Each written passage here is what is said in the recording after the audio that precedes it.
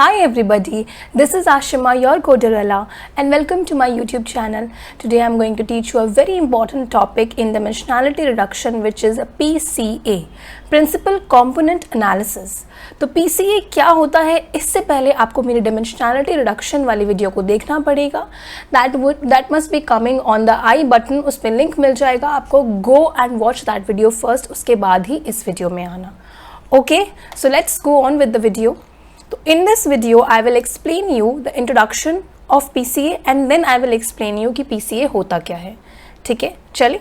Okay, तो देखो, अब PCA हो ही क्यों रहा है, PCA को आपको पढ़ना ही क्यों है, उससे पहले आपको ये जानने की ज़रूरत है कि भाई ओवरफिटिंग क्या होता है.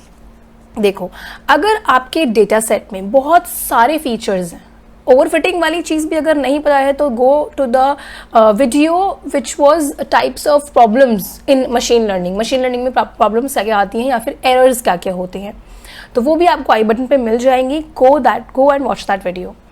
तो अब ओवरफिटिंग क्या होता है, अगर आपके डेटा सेट के अंदर बहुत सारे फीचर्स हैं, आपने बहुत सारे फीचर्स दे दिए अगर अपने मॉडल को, तो मॉडल कंफ्यूज हो जाएगा और अच्छा रिजल्ट नहीं देगा. उसका प्रेडिक्शन रिजल्ट हमेशा इनएक्यूरेट आएगा अगर ओवरफिटिंग हो रही है.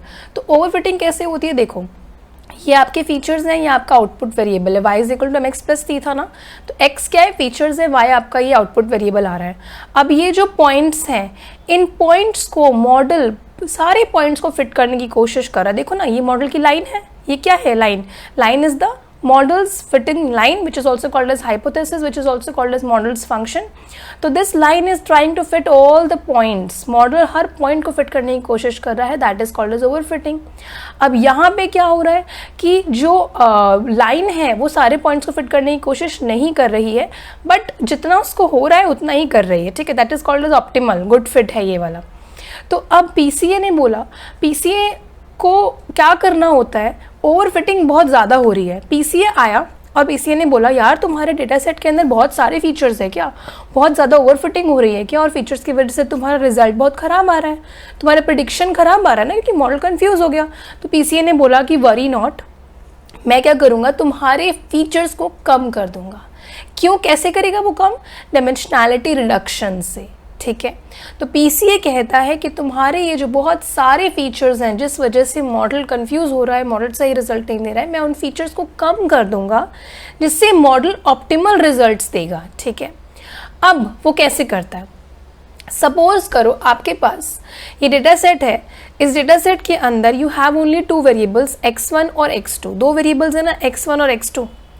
आप बोल सकते हो कि दो फीचर्स हैं, आप बोल सकते हो दो कॉलम्स हैं, दो एट्रीब्यूट्स हैं. हम क्या बोलेंगे कि दीज टू वैल्यूज जो हैं, ये दो वेरिएबल्स जो हैं ये फीचर्स हैं.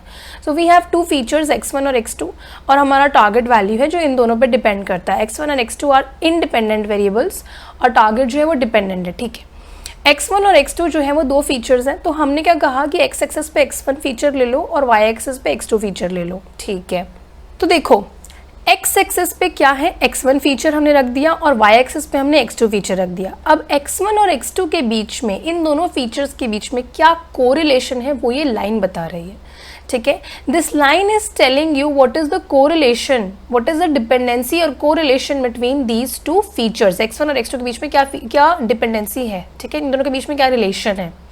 ओके, ये लाइन ये बता रही है. ठीक है, अब अगर आप देखो, ध्यान से सुनना, एक चीज बताने वाली हूं मैं, which is called as view.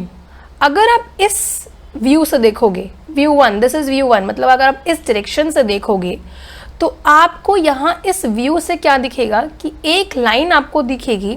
इन दोनों की जो कोरिलेशन की लाइन है वो आपको एक लाइन दिख रही है, और इस लाइन पे ये जो पॉइंट्स हैं, ये पॉइंट्स जो हैं, इन पॉइंट्स को आप ये समझोगे इस व्यू से कि ये इस लाइन पे सारे पॉइंट्स इस लाइन पे मैप हो रहे हैं.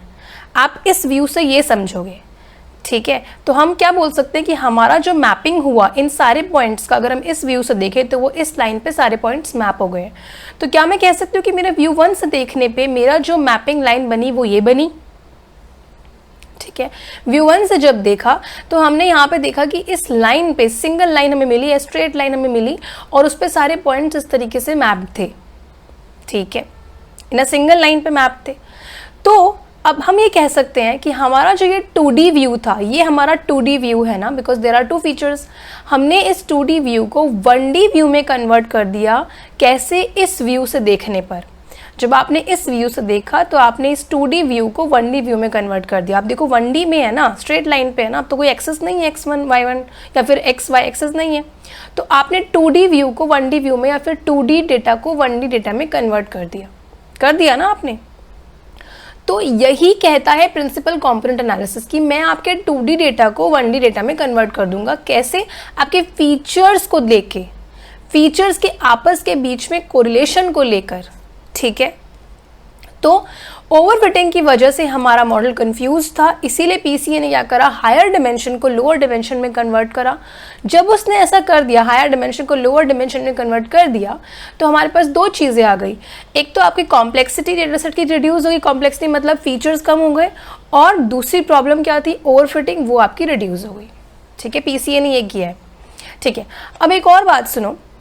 ठीक है, पीसीए की डेफिनेशन तो आप समझ गए ना। पीसीए क्या है? डिमेंशनैलिटी रिडक्शन मेथड है that is used to reduce the dimensionality. बहुत बड़े बड़े डेटा सेट की डिमेंशनैलिटी, बहुत बड़े बड़े डेटा सेट में जो नंबर ऑफ फीचर्स बहुत ज़्यादा होते हैं उनको रिड्यूस करना, छोटे फीचर्स मतलब कम फीचर्स में लेकर आना, वही इसका काम है। ठीक है, अब एक और बात देखो, अगर इस व्यू को हम व्यू 1 बोल रहे थे कि हमने इस व्यू 1 से इस लाइन को देखा तो हमारे पास 1D व्यू आ गया।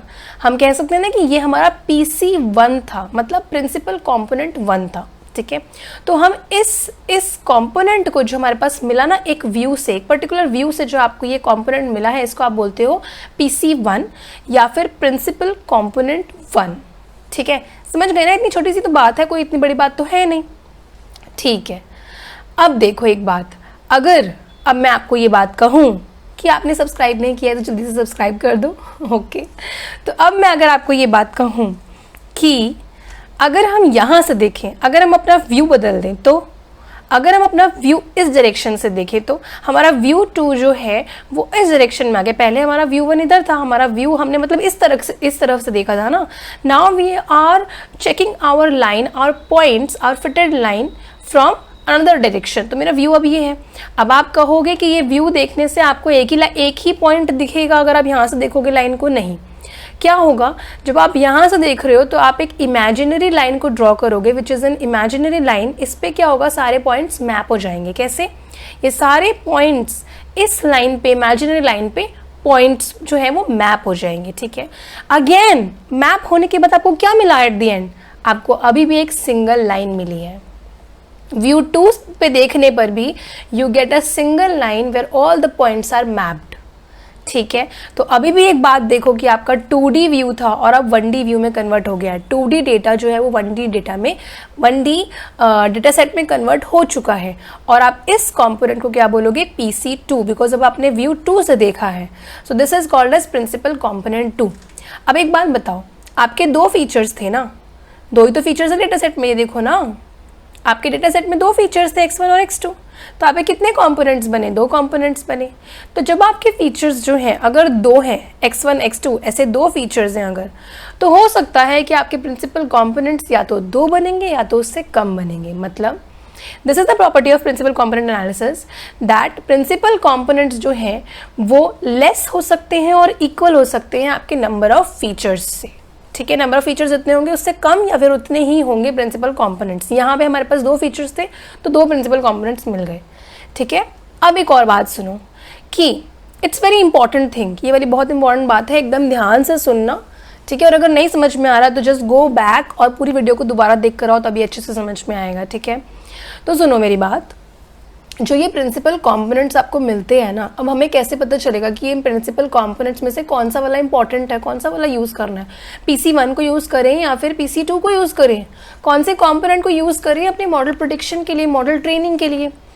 तो PC कहता है, प्रिंसिपल कंपोनेंट एनालिसिस कहता है, अगर आपके पास ये नंबर ऑफ कंपोनेंट्स आए हैं, आपने डेटा सेट को रिड्यूस करा और आपके पास 10 PC कंपोनेंट्स आ गए, 10 प्रिंसिपल कंपोनेंट्स आ गए, तो जो पहला कंपोनेंट आएगा ना उसमें सबसे ज़्यादा इंफॉर्मेशन होगी आपके डेटा सेट की। ठीक है, तो पहले वाले कंपोनेंट में you will have the most information, दूसरे कंपोनेंट में थोड़ी कम इंफॉर्मेशन होगी आपके डेटा सेट की, तीसरे कंपोनेंट में थोड़ी उससे कम इन्फॉर्मेशन होगी आपके डेटा सेट की, और लास्ट कंपोनेंट में बहुत कम इन्फॉर्मेशन होगी आपके डेटा सेट की। तो इस कंपोनेंट को यूज़ मत करना मॉडल ट्रेनिंग के लिए, ठीक है।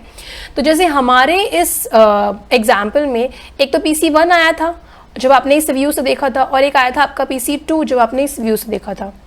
तो आपके PC1 में ज़्यादा इन्फॉर्मेशन है और PC2 में थोड़ी कम इन्फॉर्मेशन है, ठीक है। अब आप कौन सा चूज़ करोगे? PC1 चूज़ कर लो, या फिर आप दोनों भी दे सकते हो। बट अगर आपके पास बहुत सारे कंपोनेंट्स हैं, PC1, PC2, PC3, PC4, PC5, PC10 तक हैं, अगर आपके प्रिंसिपल कंपोनेंट्स, आपका 10D डेटा था और आपके पास 10D डेटा था, मतलब 10 फीचर्स थे, और आपके पास 10 PCs आ गए, 10 प्रिंसिपल कंपोनेंट्स आ गए, तो मैक्सिमम इन्फॉर्मेशन कहाँ पे होगी? PC1 में। तो आप या तो इस PC1 को दे देना, या तो आप PC2 को दे देना, PC1 PC2 मिला के आप मॉडल को दे देना, ठीक है। तो मतलब पहले जो कंपोनेंट होते हैं उसमें मैक्सिमम इन्फॉर्मेशन होती है आपके डेटा सेट की। अगर आप इन कंपोनेंट्स को मॉडल ट्रेनिंग के लिए दोगे तो आपके मॉडल की प्रेडिक्शन एक्यूरेट आएगी, ठीक है।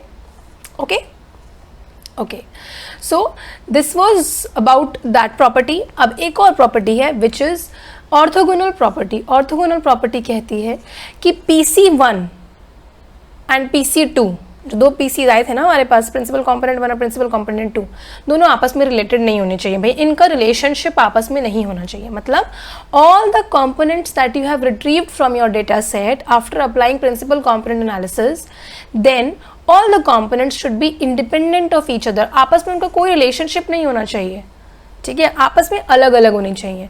अगर उनके आपस में रिलेशन होगा तो फायदा ही क्या है? अब वो अलग अलग होंगे तभी तो आप एक लोगे, उसमें ज़्यादा इन्फॉर्मेशन है, दूसरे वाले में ज़्यादा इन्फॉर्मेशन है, तभी तो आप मॉडल ट्रेनिंग के लिए दोगे, ठीक है। So all the components are independent of each other, कोई भी डिपेंडेंसी नहीं है, ठीक है। So thank you so much for watching my video and subscribe to my channel if you have not subscribed it yet। और अगर bell icon press नहीं किया तो वो तो करना ही पड़ेगा ना, वरना कोडरेला की वीडियोस कैसे पता चलेंगी। Okay, bye bye, take care, this is your कोडरेला।